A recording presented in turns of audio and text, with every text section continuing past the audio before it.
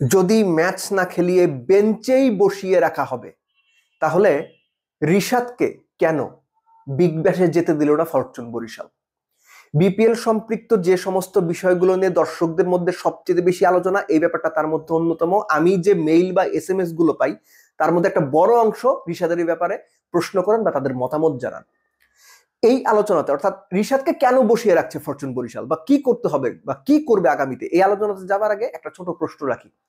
BPL এর players ড্রাফটে যখন রিশাদকে top most ক্যাটাগরিতে রাখা হলো বা এ ক্যাটাগরিতে রাখা হলো, 60 লাখ টাকার ক্যাটাগরিতে, এই সিদ্ধান্তটা কি নির্বাচকরা সঠিক সিদ্ধান্ত নিয়েছিলেন? আপনাদের কি মনে হয় মুস্তাফিজ এবং তাসকিন ছাড়া বাংলাদেশের বোলারদের মধ্যে, স্পিনার পেসার যে কোনো রকম বোলারদের মধ্যে কয়জন বোলারকে ফ্র্যাঞ্চাইজিরা 60 লাখ টাকা দিয়ে পিক করবে? এই প্রশ্নটা আপনার কাছে আমি রেখে গেলাম। এটা নিয়ে আলোচনাতে একদম শেষে আসবো। রিশাদের বিষয়টা একটু ডিফারেন্ট হয়ে গেছে।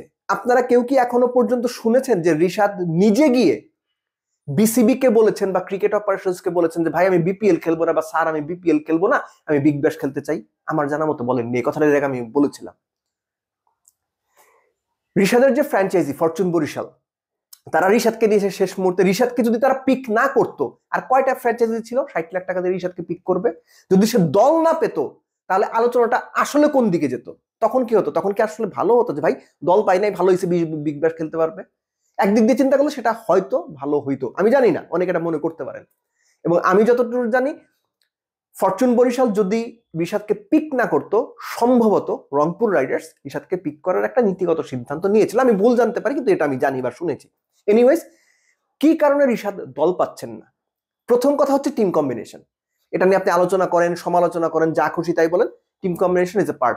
কিন্তু সেই টিম কম্বিনেশন বা টিম সাজাতে গিয়ে একটা ট্রিকের আশ্রয় নিয়েছে ফরচুন বরিশাল, এটা আমার মনে হয়েছে। ট্রিকটা কোথায়? এটা স্মার্ট ট্রিক আপনি বলতে পারেন, যে এমন কিছু ভালো প্লেয়ার আমি নিয়ে রাখবো, তাদের আমি খেলাই বা না খেলাই, অপোনেন্ট যেন তাদের না পায়। উদাহরণ দিচ্ছি আমি, এই মুহূর্তে সাকিব আল হাসান বাদে বাংলাদেশের লেফট আর্ম স্পিনার যদি হিসাব করেন, আপনি কার কার নাম বলবেন? তাইজুলের নাম বলবেন, আপনি তানভীরের নাম বলবেন, দুজনই ন্যাশনাল টিমে খেলেছেন। এরপরে আর কার কার নাম আসে? নাসুমের নাম আসে, এরপরে নাম আসে হাসান মুরাদের এবং রাকিবুলের। খেয়াল করে দেখেন, এর বাইরে বাংলাদেশে এই মুহূর্তে বলার মতো, বাংলাদেশের স্ট্যান্ডার্ডে টপ মোস্ট জায়গাতে কম্পিট করতে পারবে এরকম লেফট আর্ম স্পিনার বা লেফট আর্ম অর্থোডক্স কয়জন আছে? খুব কম। কিন্তু খেয়াল করে দেখেন, দুইজন ক্রিকেটার তাইজুল এবং তানভীর, তাদেরকে নিয়ে রংপুর দলে রেখে দিয়েছে।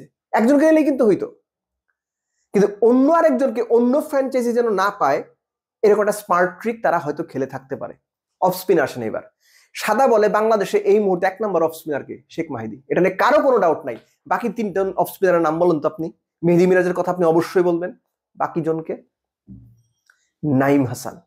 সেই নাইম হাসানকেও, নাইম হাসান সাদা বলে মোটামুটি ভালো বল করেন, নাইম হাসানকেও ফরচুন বরিশাল দলে টেনে বসিয়ে রেখেছে।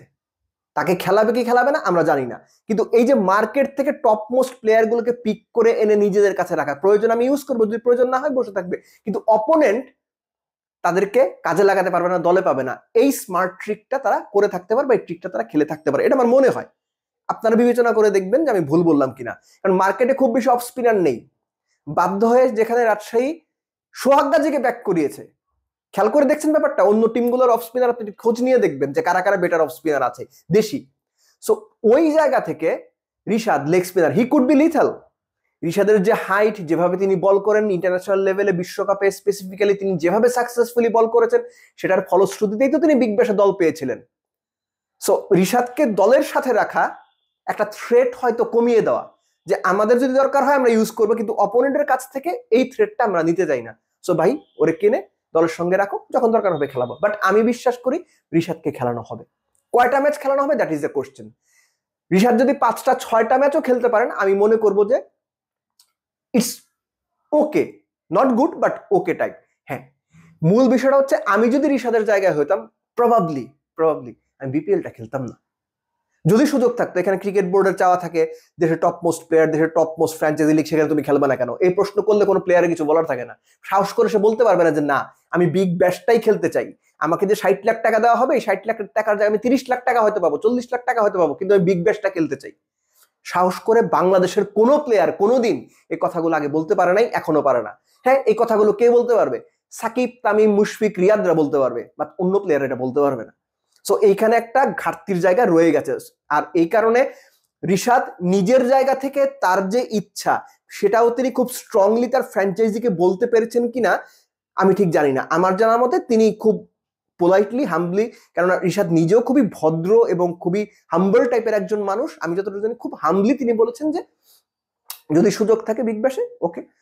টিম সেটা মানেনি বা টিম সেটা চায় না, তারা চায় রিশাদ পুরো বিপিএলটা বা পুরো সময়টাই দলের সঙ্গে থাকুক বা ফরচুন বরিশালের সঙ্গে থাকুক, যখন তাকে দরকার হবে তাকে ইউজ করা হবে।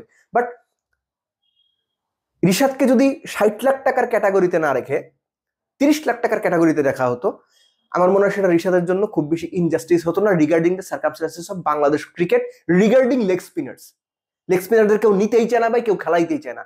সো ওই কম টাকার গ্রেডের ক্যাটাগরিতে হইতে হয়তো আর দুটো ফ্র্যাঞ্চাইজি আগ্রহী হইতো, যেখানে রিশাদ নিয়মিত খেলার সুযোগ পেতেন।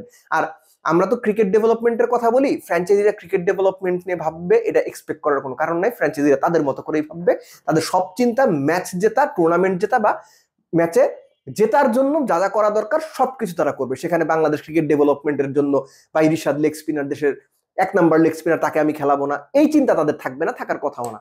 তারপরে এক্সপেক্ট করবো রিশাদকে সুযোগটা আপনারা দিয়ে দেখেন। রিশাদ রিসেন্ট টাইমে তার কাছ থেকে যত ভালো এক্সপেক্টেড তত ভালো তিনি করতে পারেননি, কিন্তু তারপরে সুযোগটা দিয়ে দেখেন যখন সুযোগ আসবে।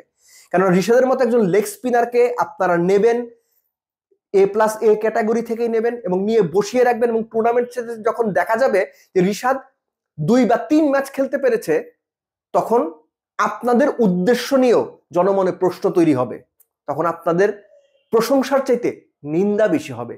আর যখন ন্যাশনাল টিমের এরকম প্লেয়াররা আপনার টপ মোস্ট ক্যাটাগরিতে থাকার মানে কি, সে টপ মোস্ট প্লেয়ারে আপনি পিক করবেন টপ মোস্ট পারফর্মার হিসেবে, এবং তারপর যখন বসিয়ে রাখবেন তখন আপনাদের উদ্দেশ্য প্রশ্নবিদ্ধ হবে। আমি আশা করব যে রিশাদ ম্যাচ পাবেন, যেটা আগেই বলছিলাম, কমপক্ষে 5টা থেকে 6টা ম্যাচ তিনি খেলতে পারবেন, সেই প্রত্যাশাই রইলাম। এর চেয়ে বেশি আর কোনো কিছু আসলে প্রত্যাশা করার নেই। বাট আমি সবসময় একটা কথা বলি, প্লেয়ারদের সাহসী হইতে হয়। আর রিশাদের জায়গায় অন্য কেউ যদি ভবিষ্যতে এই সুযোগ পান, যদি সম্ভব হয়, যদি সাহস দেখাতে পারেন, স্ট্রেইট আপনারা বলে দিয়েন যে ভাই বিপিএল না, আমি বিগ ব্যাশটাই খেলতে চাই, টপ মোস্ট প্লেয়ারদের এগেনস্টে, টপ মোস্ট বোলারদের, ব্যাটারদের এগেনস্টে নিজের যোগ্যতা, নিজেকে যাচাই করতে চাই। এই সাহসটা, এই চ্যালেঞ্জটা সবার আগে ভাই প্লেয়ারকেই নিতে হবে। প্লেয়ার যদি কমফোর্ট জোনে বসে থাকে যে না বিপিএল খেলতেছি, যা পাই পাবো, ওখানে গিয়ে খামাখা কি হবে, খারাপ পারফরমেন্স করলে আবার ন্যাশনাল টিমে বাদ পড়ে যাবো, এই ব্যাকআপ মেন্টালিটি নিয়ে বা এই ব্যাকফুটে থাকা মেন্টালিটি নিয়ে বড় ক্রিকেটার হওয়া যায় না, এটা পরীক্ষিত সত্য।